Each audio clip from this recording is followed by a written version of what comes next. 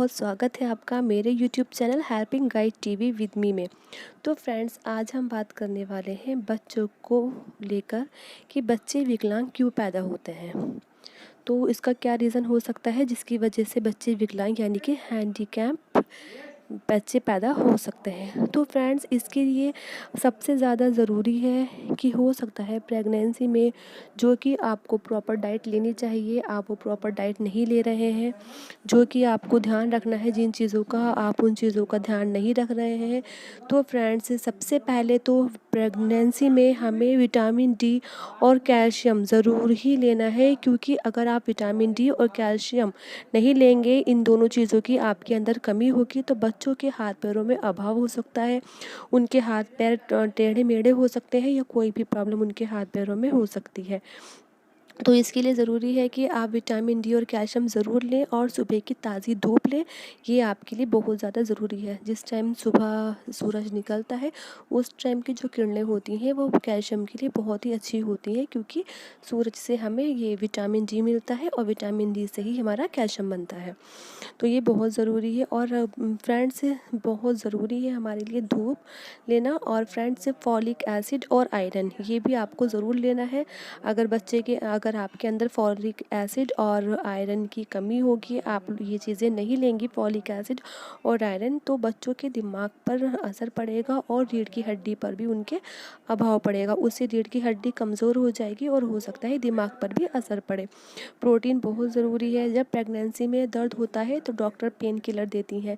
किसी के हाथों में दर्द होता है, किसी के पैरों में दर्द होता है, या किसी किसी के कहीं कहीं पर दर्द होता है, कमर में दर्द होता है, तो ऐसे में डॉक्टर पेन किलर दे देती हैं कि जब आपके दर्द होगा तो ये दवाई खा लेना। तो आप ये दवाई वगैरह खा लेती हैं, तो इससे भी आपको प्रॉब्लम हो सकती है आपके बच्चे के अंदर। और कभी कभी ऐसा होता है कि आप बिना डॉक्टर की मर्ज़ी के ही खुद ही पेन किलर ले लेती हैं कि आपके दर्द हो रहा है, आप पेन किलर ले लें। तो फ्रेंड्स, प्रेगनेंसी में बहुत ज़रूरी है कि आप कोई भी पेन किलर लेने से बचें, क्योंकि पेन किलर लेने से ये आपको नुकसान देता है पेन किलर। तो बिल्कुल भी आपको कोई भी तरह का पेन किलर नहीं लेना है फ्रेंड्स। और सबसे अच्छी बात ये है कि आपको जब भी पेन हो तो आप ये सोचिए कि भाई ये मुझे कोई बीमारी नहीं है, ये तो जो मेरे अंदर एक नन्ही सी जान है तो उसकी वजह से ही मुझे ये सब हो रहा है, तो आपको अपना पेन बहुत कम लगेगा उस वजह से। अच्छा, फिर ये आता है हमारा वायरल इन्फेक्शन। अच्छा, वायरल इन्फेक्शन अगर आपको हो जाता है तो आप फ़ौरन डॉक्टर से ट्रीटमेंट कराइए अपना, और भीड़ भाड़ वाली जगहों पर जाने से बचें। और फ्रेंड्स, एक होता है वेजाइनल इन्फेक्शन, जिससे हमें यूटीआई होता है। यूटीआई फ्रेंड्स होता है यूरिनरी ट्रैक्ट इन्फेक्शन, यानी कि जो आपके पेशाब में इन्फेक्शन हो जाता है तो उसकी वजह से भी प्रॉब्लम हो जाती है बच्चे के अंदर। बच्चे की सुनने की और बोलने की क्षमता जो है वो कम हो जाती है। हो सकता है बच्चा आपका गूंगा या बहरा पैदा हो। इसीलिए आपको वेजाइनल इन्फेक्शन से बचना है। और जैसे कि अगर आपको बहुत ज़्यादा चिल्ला चिल्लाकर बोलने की आदत है, या आप ऐसी जगह पर रहती हैं वहाँ बहुत बहुत चिल्लाकर बोला जाता है, तो आप ऐसी जगह से बचें। अगर आप खुद भी तेज़ बोलती हैं तो आप ऐसे बोलने से भी बचें, क्योंकि इन चीज़ों से भी बच्चों के कानों पर असर पड़ता है और हो सकते हैं कि आपके बच्चा बहरा पैदा हो।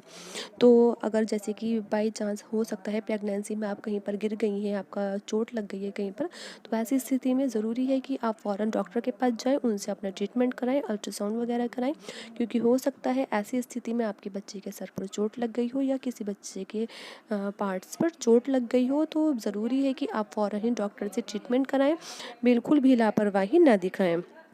और फ्रेंड्स, ऐसा होता है कि जब कुछ महिलाएं होती हैं जो कि प्रेगनेंसी में पेट दबाकर बैठती हैं, जबकि इस टाइम पर प्रेगनेंसी में पेट दबाकर बिल्कुल भी नहीं बैठना चाहिए, क्योंकि पेट दबाकर बैठना आपको नुकसानदेह का हो सकता है। जो बच्चा है आपके पेट में वो दब जाए बच्चा कहीं पर। तो फ्रेंड्स, और एक मेन बात और है, जैसे कि जो अब मैं बताती हूँ आपको, ये तो हो गई सारी साइंटिफिक बातें। अच्छा, एक बात और है जो कि घर की जो बड़ी औरतें हैं वो बताती हैं, या दादी नानी वगैरह बताती हैं। फ्रेंड्स, मैं दादी नानी या बड़ों का हवाला इसलिए देती हूँ आप लोगों को, ताकि देखिए वो लोग बहुत ज़्यादा एक्सपीरियंस्ड होते हैं, उन पे खुद पे गुजरी हुई होती है जो वो बातें बताते हैं। तो ये बातें तो वो लोग भी बताते हैं कि तुम्हें ऐसा नहीं करना है या फिर ऐसा नहीं करना है।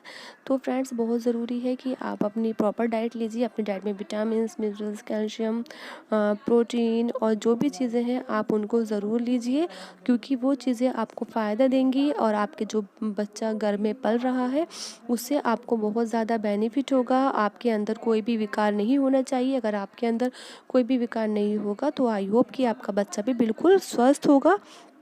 तो आप पेट दबाकर बिल्कुल भी ना बैठें, और जो चीज़ें calcium, iron, vitamins, folic acid वगैरह बताए हैं आप ये ज़रूर लें। और जो एक चीज़ होती है कि जैसे कि जो आपकी नाभि होती है, आप इस टाइम पर इस तरह की ट्राउज़र्स या सलवार वगैरह ना पहने जो आपकी नाभि पर बंधे। आपको अपने जो भी आपके लोवर या कुछ भी वो है वो आपको अपनी नाभि से नीचे बांधना चाहिए। कहते हैं कि ऐसे में अगर आप इस तरह से बांधती हैं तो आपके बच्चे की नाक दब जाती है। और फ्रेंड्स देखिए, जो चीज़ें हमें पता है कम से कम हमें उन चीज़ों से बचना चाहिए। देखिए, वैसे तो जो भी होता है सब ऊपर वाले की मर्ज़ी से होता है, बिना ऊपर वाले की मर्ज़ी के कुछ भी नहीं होता है इनमें। लेकिन फिर भी होगा तो वही जो ऊपर वाले ने लिख दिया होगा। लेकिन फिर भी आप इनमें से कोई गलती ना करें, क्योंकि देखिए एक कहावत कही जाती है कि आप जानकर मक्खी बाल कोई भी नहीं खाता है। हमें इन चीज़ों से बचना चाहिए। तो फ्रेंड्स इसीलिए मैंने ये वीडियो बनाई है, ताकि आप इनमें से अगर कोई भी गलती कर रही हैं तो वो गलती ना करें। ओके फ्रेंड्स, आपको मेरी ये वीडियो कैसी लगी है? अगर अच्छी लगी हो तो वीडियो को लाइक कीजिएगा, शेयर कीजिएगा और सब्सक्राइब कीजिएगा। तब तक के लिए थैंक यू फ्रेंड्स।